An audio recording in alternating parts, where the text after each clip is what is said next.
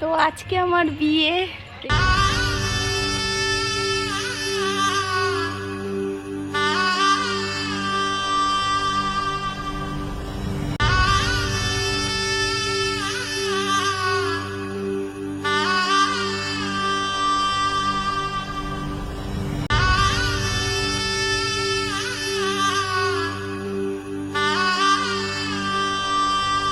তো আজকে আমার বিয়ে, দেখতেই পাচ্ছ অধিবাস হয়ে গেছে। এখন সকালবেলা এই যে রেডি হয়ে গেছি। দেখো আকাশটা কত সুন্দর পরিষ্কার, এরকম পরিষ্কার থাকলে ভালো হয়। তো জানি না কি হবে পরবর্তীকালে। তো এই দেখো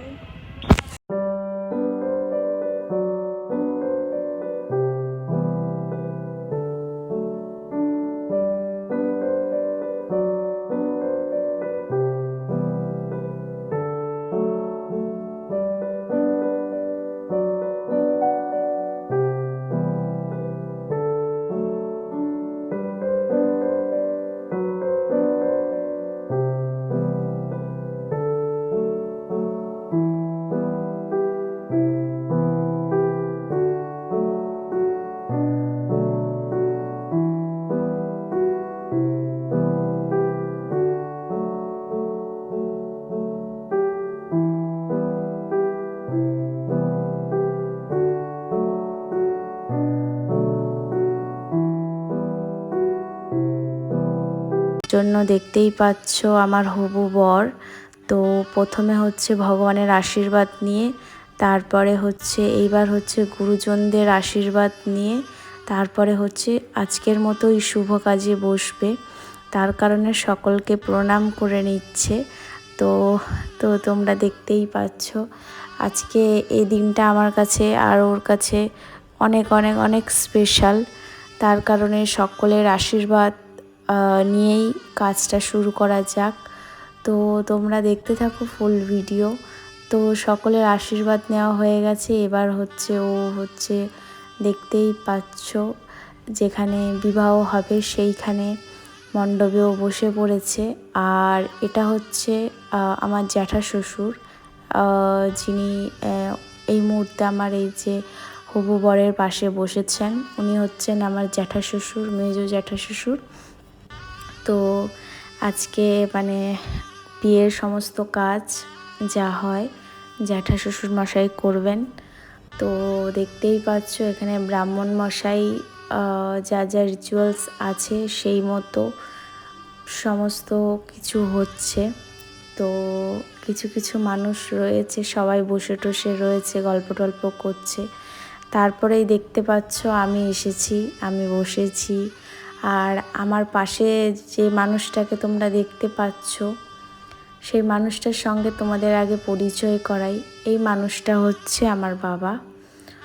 তো এইটাই তোমাদেরকে জানানোর আছে যে এই মানুষটা হয়তো আমাকে জন্ম দেয়নি, কিন্তু আমি বলবো এই মানুষটা আমাকে আমার খারাপ সময় উদ্ধার করেছে। কেউ হয়তো আছে যে আমাকে হয়তো জন্ম দিয়েছে, বাট মেয়ে জন্ম দিলে যে কন্যাকে বিয়ের সময় সম্প্রদান করতে হয় সেই কাজটা উনি করেননি। তার কারণে এই বাবাই আমাকে এই আমার খারাপ সময় এই বাবাই আমাকে মানে আমার বিয়ের দিনে আমাকে উদ্ধার করেছে কন্যা সম্প্রদান করে।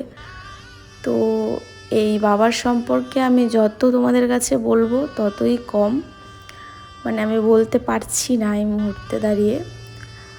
তো লিটারেলি হয় না, তোমরা সকলে হয়তো ভগবান শ্রীকৃষ্ণের কাহিনী তোমরা অনেকেই জানো আর জেনে থাকো তোমরা। তো সেখানেও তো জানো যে শ্রীকৃষ্ণের জন্মদাতা পিতা একজন ছিল, আর ওনাকে লালন পালন করেছিলেন এক পিতা।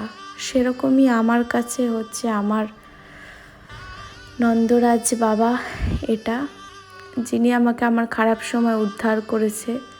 সুতরাং আজকে থেকে আমার বাবা হচ্ছে ইনি। সুতরাং এনার কাছে মানে অনেক অনেক অনেক কৃতজ্ঞ, অনেক ঋণী, অনেক কিছুই বলতে গেলে।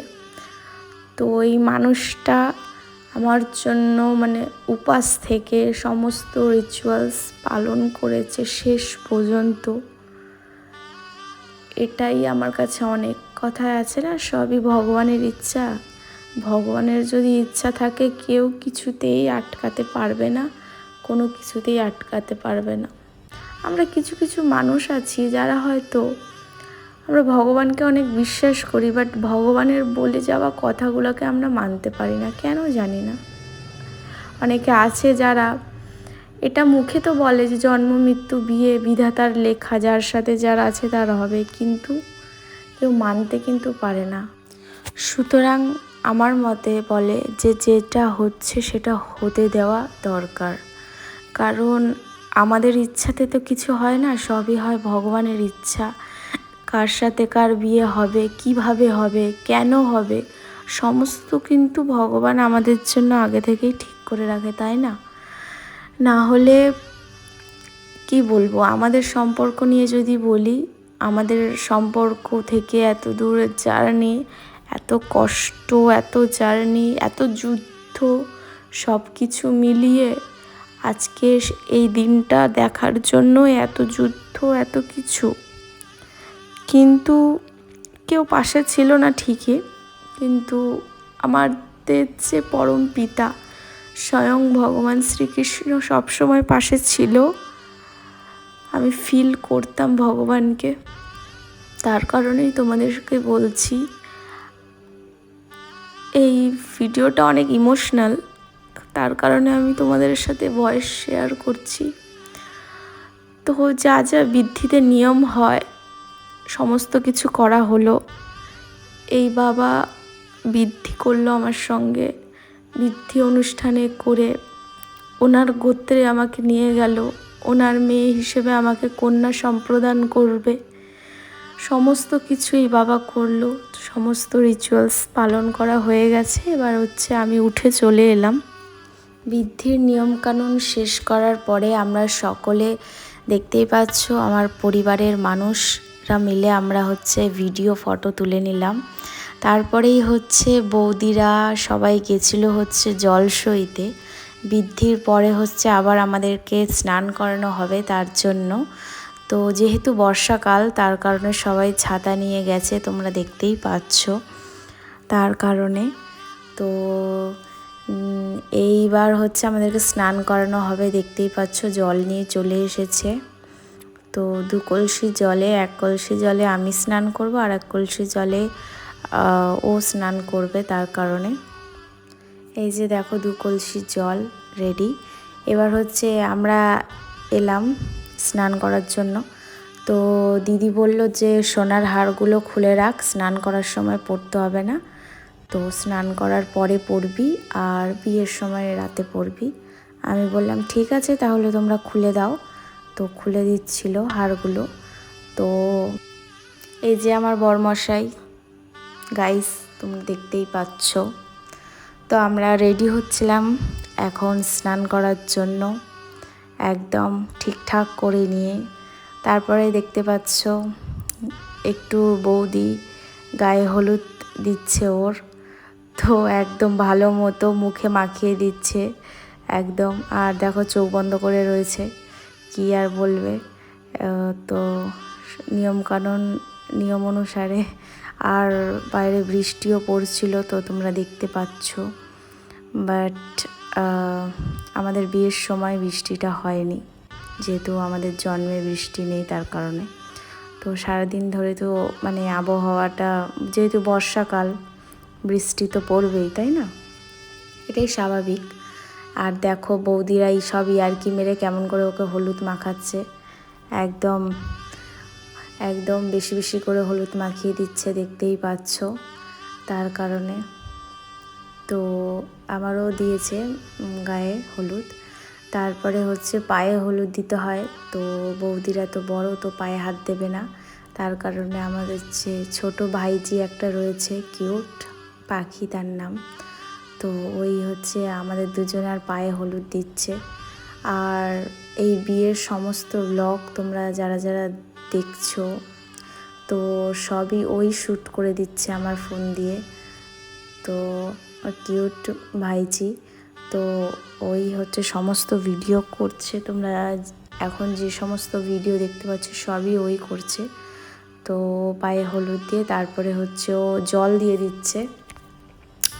তো তারপরে আবার হচ্ছে ও ক্যামেরা ধরবে, তার কারণে তো এরপরে হচ্ছে গামছা নিয়ে নিলাম। তারপরে হচ্ছে এইবার স্নান করানো হবে। তো এইবার দিল। সত্যি কথা বলতে সকাল সকাল স্নান তো এরকমভাবে তো তাও আবার হচ্ছে পুকুরের জল দিয়ে, এত ঠান্ডা লাগছিল মানে তোমাদেরকে কি বলবো।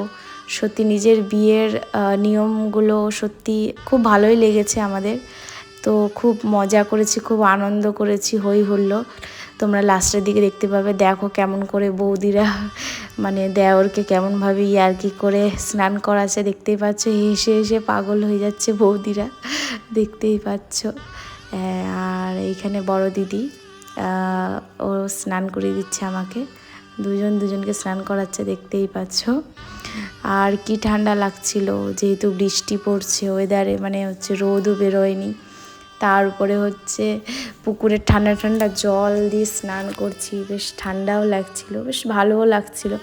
কারণ এটা হচ্ছে আমাদের লাস্ট স্নান, আর এরপরে আর কোনো স্নান করা যাবে না। তার কারণে একদম এইখানেই ভালো করে একদম স্নান করে নিতে হবে। তারপরে হাসির কথা হচ্ছিল, তার কারণে আমি এত হাসলাম। এরপরে হচ্ছে এটা হচ্ছে এক পা দিয়ে ছুঁয়ে আর এক পায়ে ভাঙতে হবে। দেখো ভেঙে ফেলেছে, আমিও সেরকমভাবে সেম করলাম। তারপরে হচ্ছে নিয়মে আছে যে বউকে কোলে তুলে নিতে হবে, তার কারণে দেখতেই পাচ্ছ দিদি আমাকে কোলে তুলে নিয়ে একদম ঘরে রেখে দিল। নেক্সট পার্ট দেখার জন্য তোমরা অপেক্ষা করো।